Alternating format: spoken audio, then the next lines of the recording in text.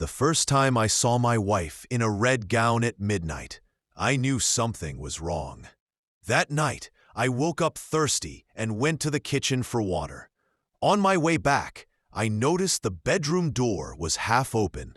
The light was dim, but I saw her standing by the window. She wasn't in her nightdress anymore.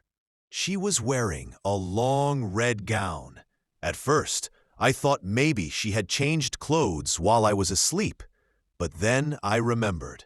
My wife didn't own any red gown. She had told me once that she never wore red. I stood there, frozen. Her back was to me. She didn't move. I called her name softly, but she didn't answer. I walked closer and touched her shoulder. She turned slowly, her face calm, but her eyes looked empty, like she wasn't really awake. "Go back to sleep," she whispered. Her voice sounded distant, almost like it wasn't hers. The next thing I remember, I was in bed again. Morning came, and she was beside me, still in her normal nightdress.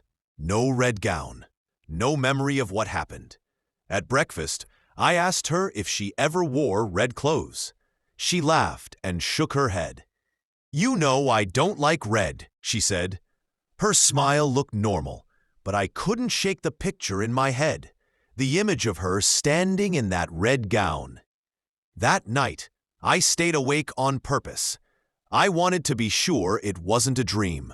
I lay still, pretending to sleep. When the clock reached midnight, I heard movement. I opened my eyes slowly.